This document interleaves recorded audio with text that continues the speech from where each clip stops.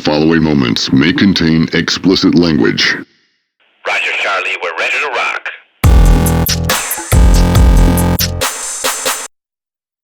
The following moments may contain explicit language. Roger, Charlie, we're ready to rock.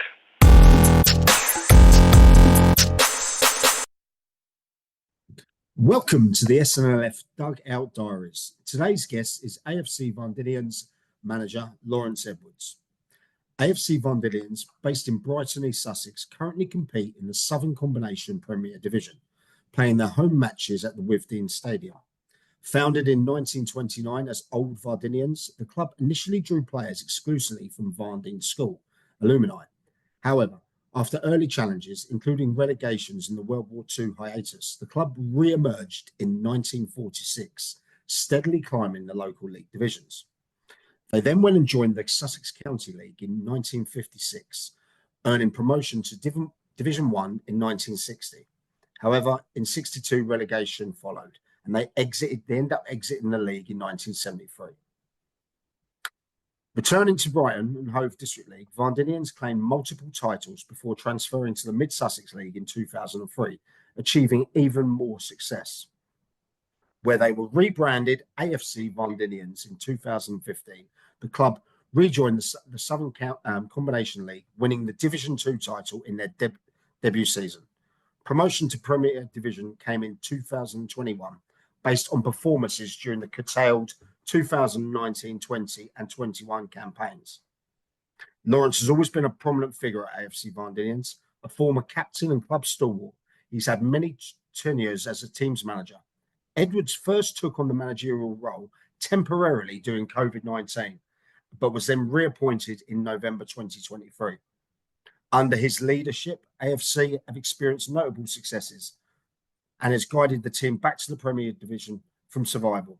And to the present day, they currently sit 11th in the Premier, well in touch of the playoffs this season. Lawrence, welcome to the Dugout. How are you, pal? I'm well, Matt. How are you? Really good, really good. Thanks for coming on. Obviously, you're a figure, a character that's been in and around the county leagues in Sussex for years. Everyone knows you. We've been advised to get you on. You've had some great stories. You're doing a great thing down at AFC. But for people that don't know, tell us a bit about your early life, where you're from, what you do. Okay. I'm born in Brighton, raised there as well.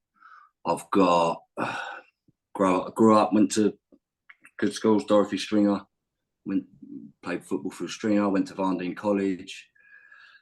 So once I left Varndean College, I went to work landscaping, which developed for my uncle, and then I went on to now I own my own business for the last couple of years. I met my wife when I was 18, 19, and I'm still with her now, so it's 21 years. Got 4 kids, got an 18-year-old through to a 3-year-old.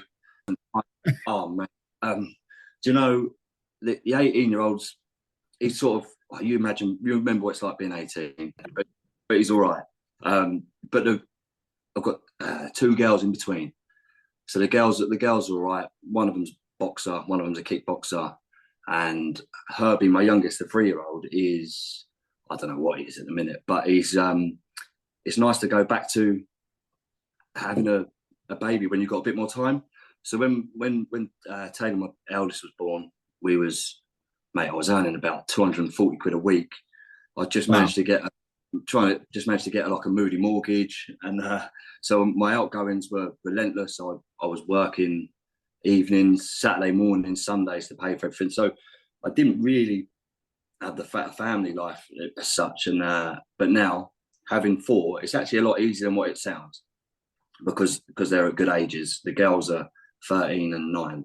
So the 13-year-old, she's off out doing her thing. The 9-year-old sticks to her mum. So I get stuck with the 3-year-old quite a bit, to be fair. But he's got no interest in football whatsoever, though. None. None at all? No, I took him to Little Kickers, and the first couple of sessions he was all right. And then he started like drawing with his finger on the walls and stuff. And I was like, oh, mate, I can't deal with this. It's frustrating being around that. I had the same thing with my boy. Yeah, Right. I took him about 3, 4 years old. Do you know what it's like as a dad? You think, yeah, yeah, your son, you're going to take him to yeah, football. He's going to love it. He yeah, sat in the corner, mate. He sat in the corner, yeah, facing there, didn't want to know. yeah, And there was me. yeah, I felt gutted. I felt a bit gutted because, you know, it's a bit like you're a footballer. You want your yeah, son of to course. be a footballer. Yeah, And that, but I tried it again a couple of years later. And then suddenly, totally different. yeah, it clicks. Yeah, he's So I was lucky with my eldest. He loved it from the word go because he used to come and watch me everywhere. His mum used to bring him to watch me, and my dad used to bring him. And and we're starting to get that more with the youngest now. So my wife takes him. Long story short, my eldest isn't with us at the minute. He's at Montpellier Villa, so Oh, right. Okay. yeah, so he's gone there for game time, and what have you, just to get into football, different environments, not around his dad and stuff. And so my wife takes the youngest to go and watch him quite a bit now, and she's finding it a little bit tough because he has no interest in football. So it's not like he sits there and watches, but hopefully, like you say, something clicks and he goes, "Oh, Dad," because he actually, to be fair, he had a little stage where I'd come down in the morning and he'd go, "Dad, football, football," and then that stopped after about 3 days. And I think I might have spoilt it because Taylor, my eldest, is a lefty, and I made him a lefty because I'm obviously left-footed, and he's right-footed, the youngest, and Right. and I'm determined to make him left-footed. It's such an easier path through football if you're left-footed. Only 1 in 9. Only 1 in 9. Yeah, well, I'm breaking that at the minute because I've got 2 of us in this house, but he's predominantly right-footed. He doesn't understand when I'm telling him not that one, use the other one. But it's yeah, we're getting there, mate. Yeah, other than that, it's been with. I've got a family unit. Still live in Brighton now. Live just up the road from with Dean, actually. Well, 5 minutes away. Yeah, still in the same sort of area. So talk to me about your playing career. You come out. Which play at youth football? I played for Hollandbury Hawks. Okay. So, decent standard. To be honest, we was all right. We had the facilities now are incredible compared to what we used to play on when I was a kid. So where we used to play was basically either on a slope, and when I say a slope, it puts like, it was ridiculous. You had 2 pitches up there. One was made of flint, and one was on a slope. So it was either you're tackling on a road basically, or you're running down a hill. So the quality was never great, but it was a good little club, and my dad was involved in it. And I stayed there from the age of 6, I think I started, and then went through to under 16s. And then from there, I was playing college football as well at the time, actually, at Varndeians. That was quite decent football in college up there. Yeah, it is, yeah. So we had quite a good team there, and I really enjoyed that. And then from there, my old man took us, because he wanted us to carry on. It's weird how you look back now and you go, he must have put so much time and effort into it, because he managed to get us over to Southwick under 18s. Yeah. And that's basically where, you come into a bit of a wider world then. So you go from being youth football to training alongside the first team and stuff. And it was a little bit different out there, playing at better grounds. And I mean, the grounds were all right and Southwick was all right, and nothing compared to what these boys get now. But, it was a bigger, and in terms of me anyway. But yeah, from there, Southwick under 18s, and I was there. I've done that for the first season. I got Sammy Donnelly was first team manager. I know Sammy. Yeah, I know. Yeah, so that's when I first met Sammy, and he rang up my old man on a Saturday morning and said, "We've had a couple of dropouts. Have you got one of your boys who'll come and sit on the bench?" And I went, and my dad went, "Right, we're going to football," to me. And I've gone, "What? Where are we going?" And he's gone, "Helsham away." I've gone, "Where the fuck's Helsham?" We turn up out at Helsham, and it's my first time as in men's football, and you've got, mate, Mark Burt, B. Cox, Danny Smith. Big Danny. Big Dan, yeah. And all these players. And I've turned up, and I'm in the warm-up, and the intensity goes from youth football to men's football is incredible. Honestly. Yeah, and basically, in the warm-up, that's what people do to you. They just iron you out. It was back then, it was it was like game-like situations in the warm-up. And I remember it was a boiling hot day. It was so hot. And I remember coming about 20 minutes left. Sammy went to me, Lol, you ready? And I went, yeah. He went, where'd you play? And I went, centre mid. He went, can you play left wing? I went, am I going to play left wing? He went, yeah. So I come on at left wing. It was horrendous. Like, I just remember the crowd calling me, because I was really skinny, like calling me a little rat. And I was going, what is this? Like, I've come from kids football. And it's first time. Proper spectators behind you. You got to take a bit of banter. Yeah. You biting back? You biting back? Yeah, of course I was. Yes, I'm terrible.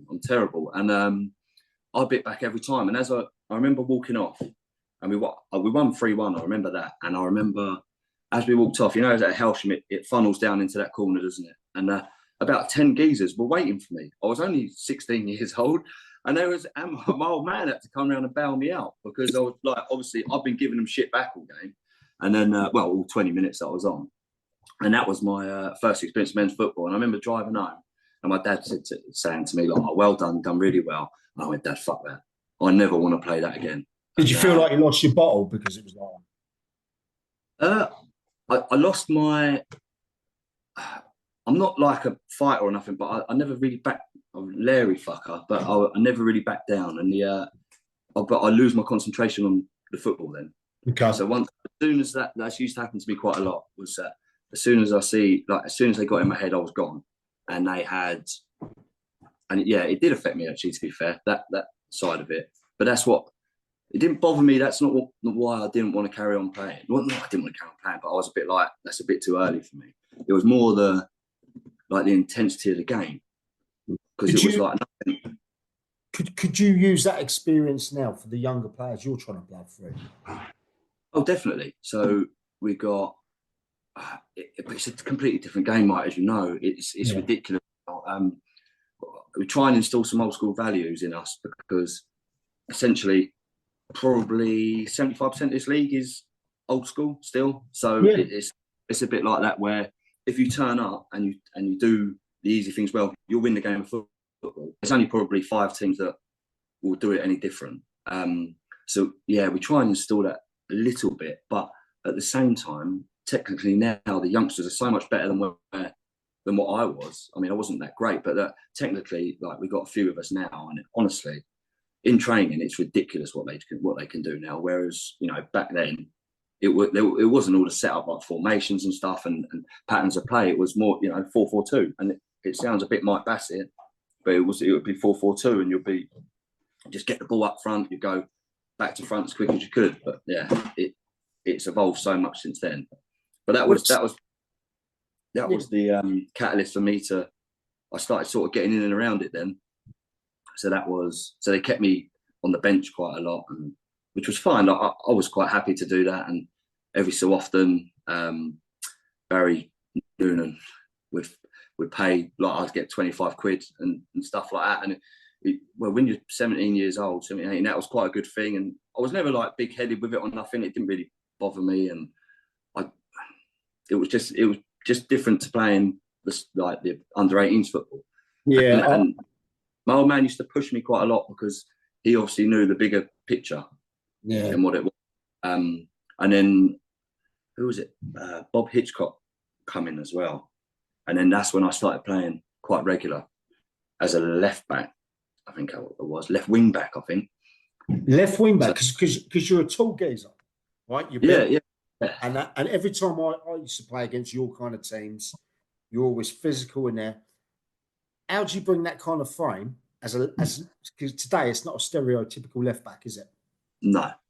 So I like I said earlier, lucky for me, I'm left footed, and back then football was different. It would be, so if it come out to left back, you'd be looking in behind most of the time. Yeah. So it's click down the line, and I was left footed, and I was quite confident in myself, so I had no problem playing that role at all. Left wing back was slightly different, because you obviously got to move a little bit then, and that's when I struggled. But I sort of I enjoyed it at left back, and I played with some unbelievable players, and I can't remember them all, but they're like Tony Holden. Do you remember Tony Holden? Yeah, Tony Holden used to be. Oh, Didn't he have a step at Worthing or something as well? Didn't yeah. he? Honestly, He was one of their best players at the time. Do you know what I mean? yeah. So he was there, and he obviously like Danny Smith and Mark Burt, and like Bertie, I still speak to him now, and I really like Mark. He's a good friend, and he a little one where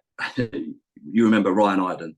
Yeah. So we had so I've just sort of broke into the first team, and Bertie before the game. So I didn't need much hyping up, but Bertie before the game got into my head, and he went to me. He went, "Lol, this lot are nasty," and because back then it was like I say, it's physical when it. Yeah. But Right, you took the challenge. You got up and went oh again. yeah. With them, yeah. So I took the challenge, very literal. I went. So he said, "Lol, first tackle, it's got to be a big one." I went, "All right, okay, no problem." So first tackle, I reckon 3 minutes in the corner flag, I hit this kid in, and then Bertie went to me, "Lol." He said, "You're done now. That's you. Relax."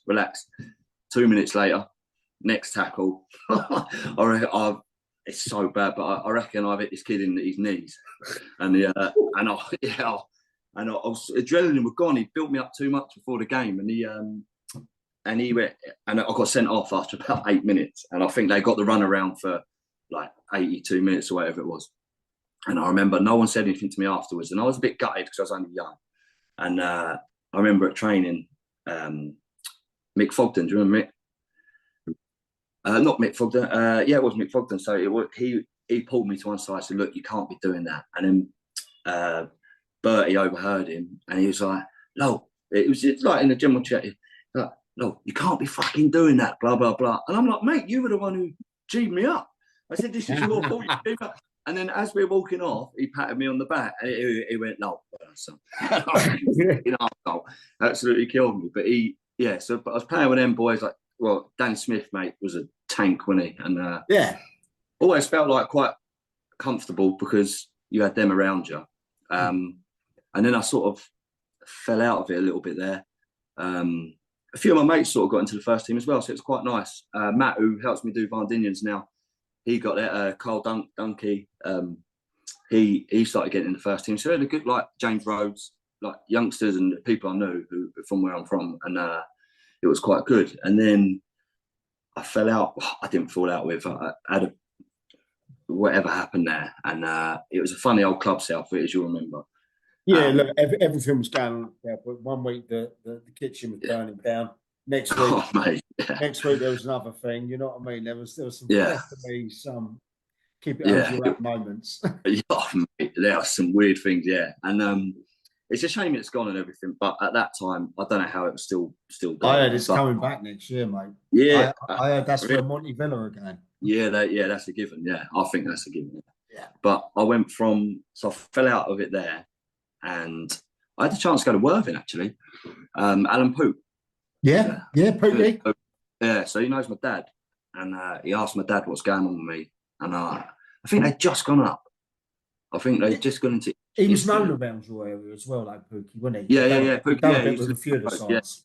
Yeah, and he asked my dad what I was doing, and I was like, this is the only chance I ever got to play a little bit higher. I should have took it, but I didn't. I sort of went, do you know what? I'd sooner go out on a Friday night. I don't want to travel to all these places and stuff. And so that's probably the regret I've got is that one time. I should have probably took that one, even if you just tried it, didn't work, and one of them. But I get that, but people these days don't realise. Back then, you had your chance. If you turn it down, you probably don't get another chance. Sometimes in that way. This time is a totally different structure. There's so many things. Yeah. There's so many different scouts looking around and everything like that. Contracts, things like that. All right, definitely. So you've gone there. You've turned it down. Okay, you're doing fantastic in the county leagues and that. Talk to me about the club you're at the moment. Talk to me about Varndeanians, because anyone that's ever seen you guys play over the last few years, they know of you. All right. Yeah. What you've done behind the scenes for the club, you know, you've been a stalwart. You've been one of those guys you can count on, you know, in the trenches. Talk to me about the club. Do you know what? It's run by a small group of people, really. Because so like you've been at clubs where, same as me, I've been at like loads of different clubs where the committee's huge. You got people on match days doing the bar, doing everything. And I mean, I've been at like great club, like at White Hawk Shore, and all these clubs. They have like Salt Dean. They have all these people around it. And then when I signed, a little backstory. When I signed for Varndeanians, Kev was manager. Kev Kean. Yeah, good guy. Oh, mate, he's great. Yeah, I love Kev. I've known him since we were kids. He's really good. So he rung me up and he got me down.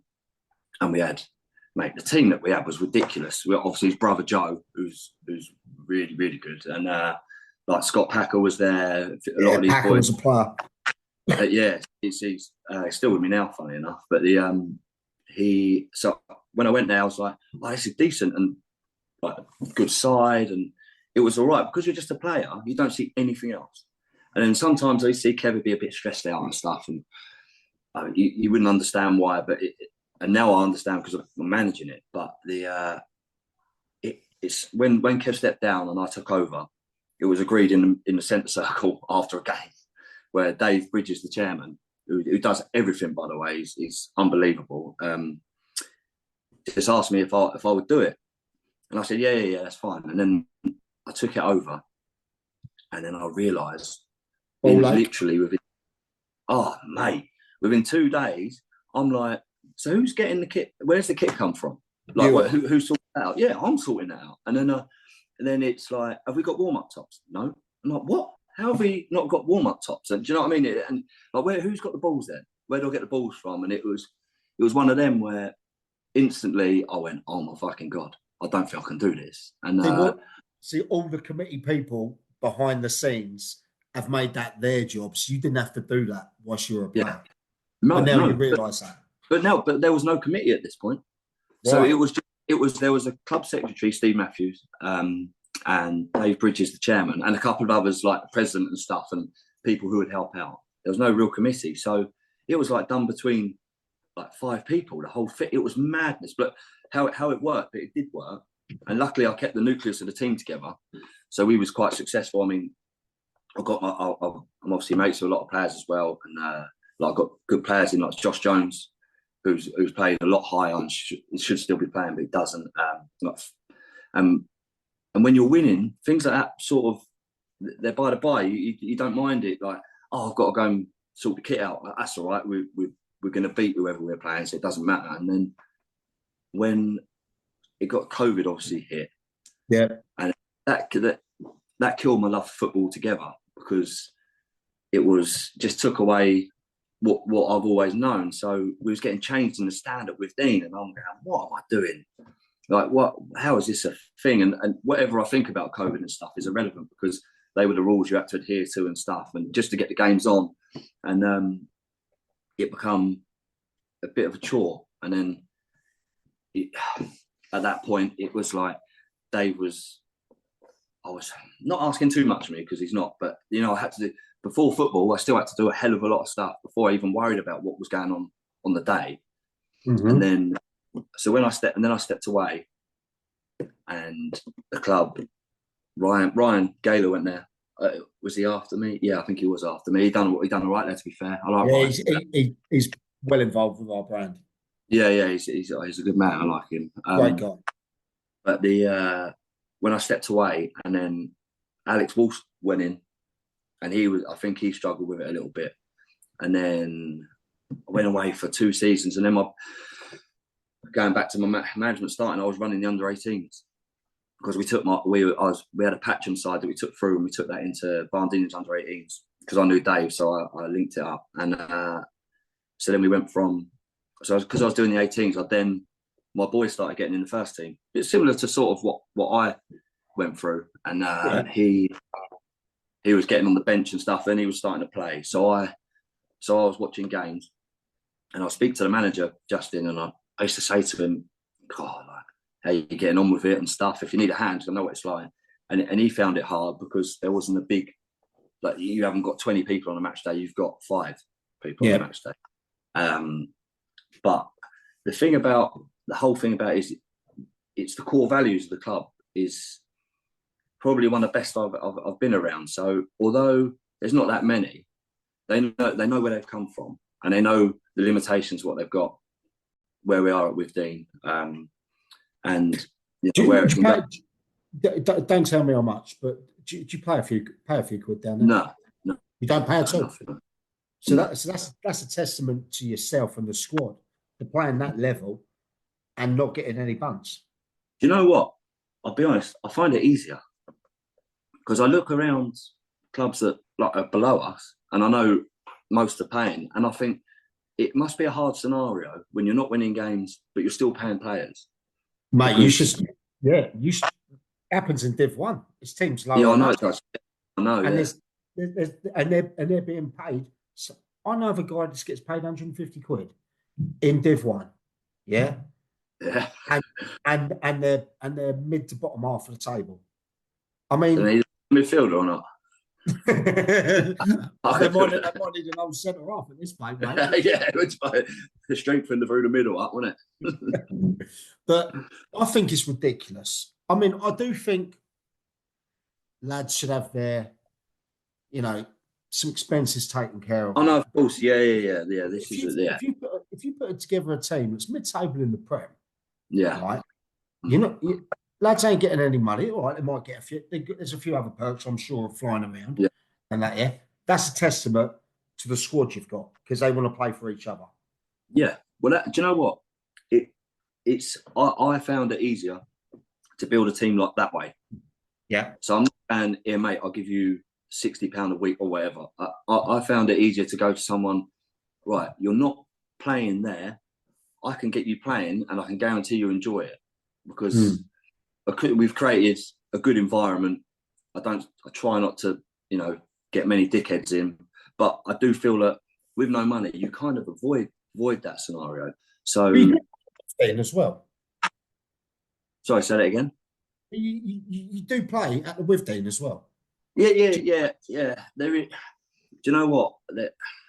There was a little bit of a cut across words with someone on the committee not long ago about Withdean, just about the appeal of it, and I was like, look, do you know what? The pitch is all right. Like yesterday against Wick, it was all right.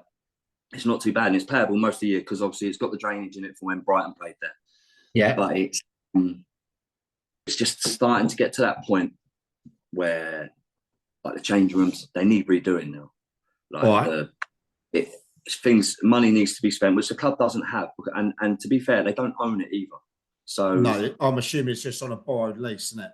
Yeah, exactly that. Yeah, so the club are never going to invest heavily into a changing room that isn't theirs, are they? It's never going to be like that. So you've got that side of it where I think the appeal is middle of Brighton. So yeah, you are literally you're bang in the middle. It's most of the players, like pretty much all of them, apart from the one or two, are local boys and can walk to the ground. Okay, and they're playing football. And whereas, like, take someone like Ezra Roeg, for example. He was at New Haven. Yep. He lives around the corner from me. He's a great player. He's a good lad, and he was struggling to get in at New Haven. And then he was like, and I saw an opportunity, and I spoke to Breachy, I know Breachy and whatever. And you can offer someone like that I watched him at under 18s, unbelievable player. He tore my boy apart a couple of times as well, playing for Bursley. And yeah, and and I've got him. You have to attract these players, and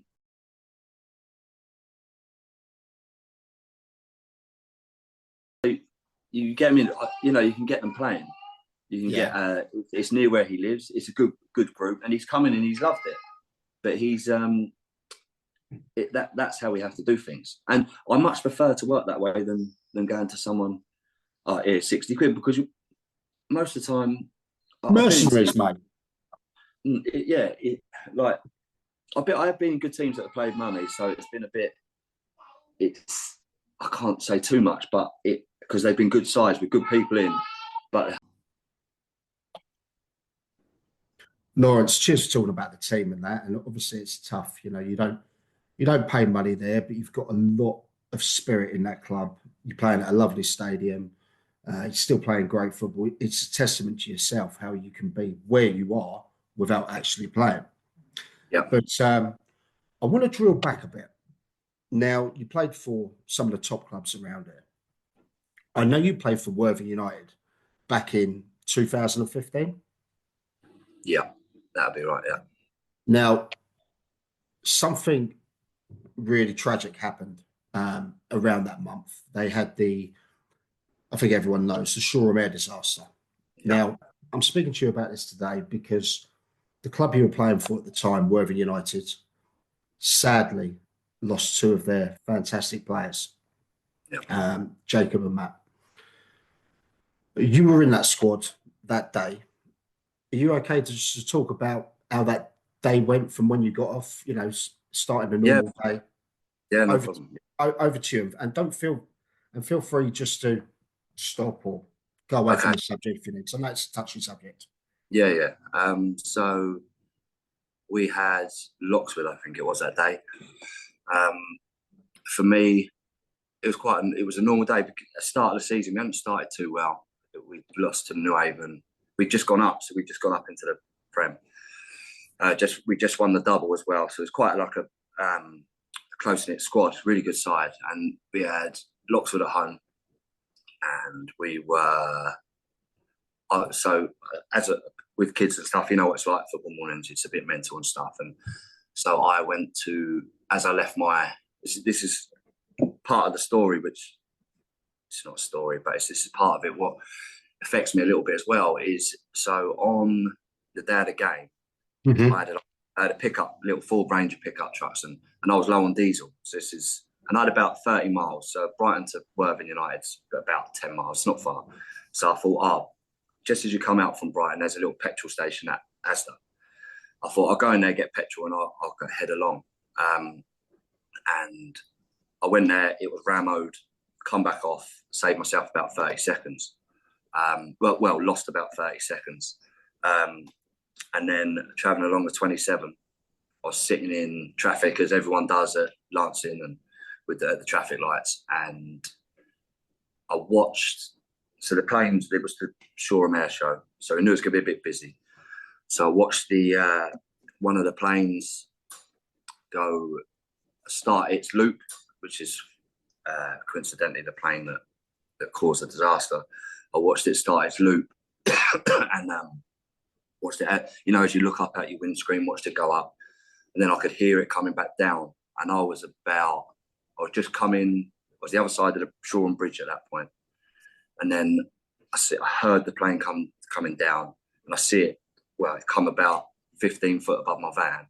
And then obviously it hit all the cars and what have you. And at first, it's a bit surreal. It's like I'm sitting in my car, in my van, sorry, and like people are reversed, like trying to reverse. There's nowhere you can go. People are panicking. It impacted about 40 yards in front of me. And the lady in front, she was panicking, reversing into my van. So people got out their cars, like running to see what happened. It's terrible. It was a big flame, like a big ball come out, and everyone sort of jumped out. Well, I say everyone, people were jumping out. People didn't know what to do. So I got out my van, and I sort of walked towards the centre reservation to see what was going on. I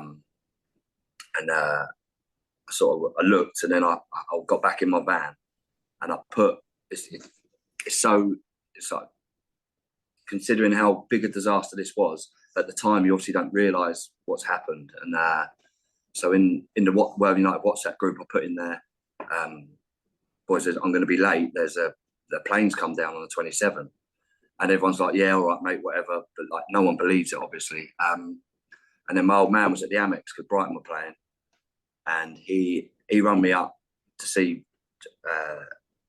He rang me up to see who I had to talk about football, basically. And I said to him, "Hey, Dad, a plane's just come down on the 27th." And he went, "No, it's not." And then literally within 5 minutes, my phone was going. Like my dad ringing me, like my wife ringing me. A few people in the WhatsApp group were then like, "Yeah, I'm in the traffic as well." Like Jack Hayward was just behind me, another player. he wasn't far behind, and he was like, "Mate, are you in this?" And I was like, "Yeah," and all that happened so quick, and then I got out the van again, and I thought, I've got to go. First instinct is I've got help, and then so I started to walk down towards everything that happened, and I see there was men like holding their face, and they weren't injured or nothing, but they was like distraught with what's happened. And selfishly or not, I kind of thought to myself, I don't know if I can. That's something I could deal with right now. So I got back in my van, rung Nigel Geary, was the manager at the time, tried bringing him, and then it was, is everyone all right? So in our WhatsApp group, it was, is everyone okay? And everyone's thumbs up, blah blah blah. And after about half hour, the only two that hadn't were obviously Matt and Jacob, and it was a bit like, oh, they'll be all right. They must just be in amongst it all and stuff. And after the game got called off, obviously, and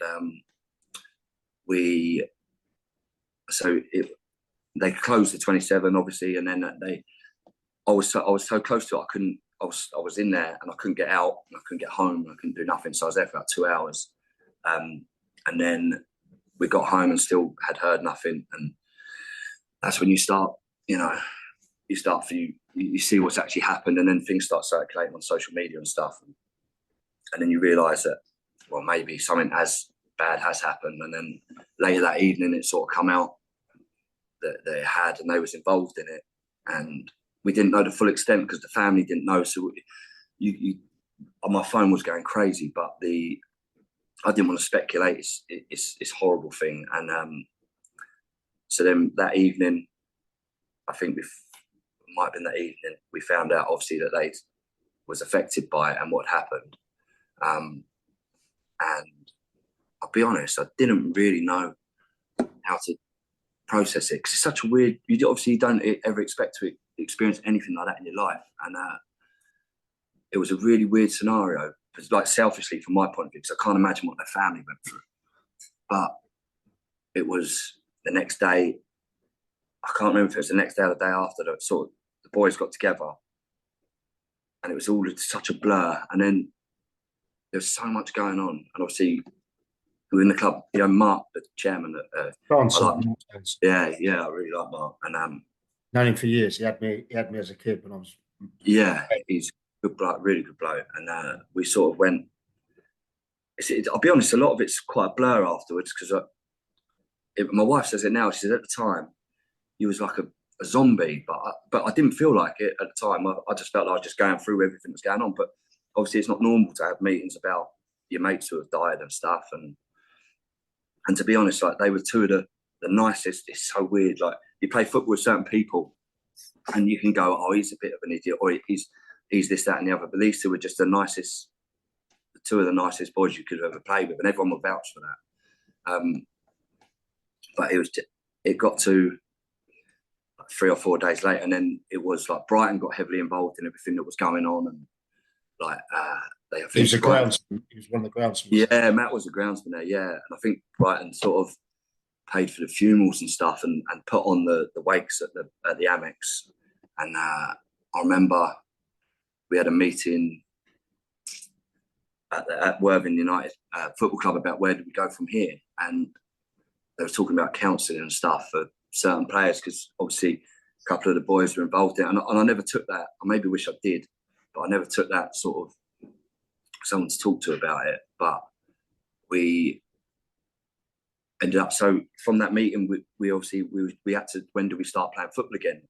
As bad as that sounds, as a club, like, life does go on. And so we went from, it was like, when do we play? And we agreed that we'd play East Preston in like 4 weeks' time.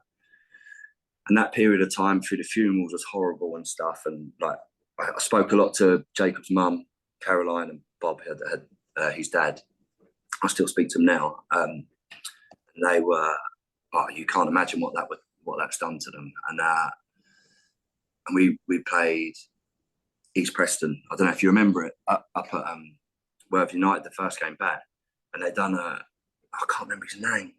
done like a blog on a vlog on it. So like he'd done a big report and stuff. And I remember that day was one of the weirdest days I've ever had to experience in footballing terms, because I remember turning up and it was rammed already, and there's shirts everywhere, and there's like all this stuff, like being laid out, flowers and stuff, and it was really hard, like, because like as a team, like we were really close team.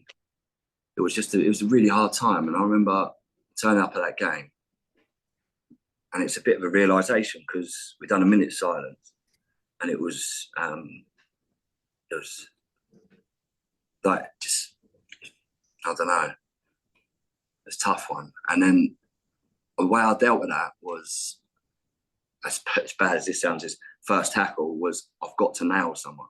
And that's just how I felt in my head. I've got to get this out. And after about 30 seconds, I did nail someone. It was terribly bad, really. But I felt like I had to release something. And then after that, I felt a bit like I've had to let something go there. The poor other kid, he didn't think like that. And luckily it was in the situation it was in. But it was, after that game, it was quite emotional because like everyone sort of, you know, it's such a build up to all of that. And then it sounds bad, but like that's the end of their, like, not remembering them enough, because Worthing United do an unbelievable job of doing that. But like that little period was over where like we've all, like now the football season carries on. And we had like, so from that, I started playing for RMF. It's a charity who Jake played for. It's basically is that the Russell Martin Foundation? No. So RMF is Robert Eaton Memorial Fund. Right, okay. So he died in the Twin Tower disaster in 9/11. And it's basically Brighton fans play Palace fans, and Jacob played in that. So then so the first time, when that come round after the disaster, I approached the charity and said, look, do you mind? I'd like to not take Jacob's place, but like I'd like to be involved now and help raise money and stuff because he was there. And so then I got involved in that. So then it's generated like involved in that charity. That stopped now, but that was good for the like sort of last 8 years, 10 years. And I still play in the Matt and Jacob Friends and Family. So pre-season to Worthing United, I play my loc, and I still play in that, which is quite nice. So I still see the mums and dads, and a few of the boys from Worthing United still play. So it's quite nice in that. But it was just a really tough period. I've never really looked back at it like for what it is. Loz, I can see you're visually, I mean, the people won't see this, but you're visually emotional. You can see that this has left a toll on you. Perhaps at the time, now you look back, maybe you should have spoken to someone, because that is a tragic event that nobody had or saw coming and ever will. Yeah, no, of course. One thing I'd like to draw on, though, is Worthing United were fantastic with, I feel, how they dealt with the situation. Yeah, 100%. I know Mark Sanderson. Like I said, yeah. I was with him when I was a lad. Yeah, he was visibly, when I spoke to him about this tragedy, you could tell it left a visible scar on him mentally. You know, you as a chairman, manager, player, coach,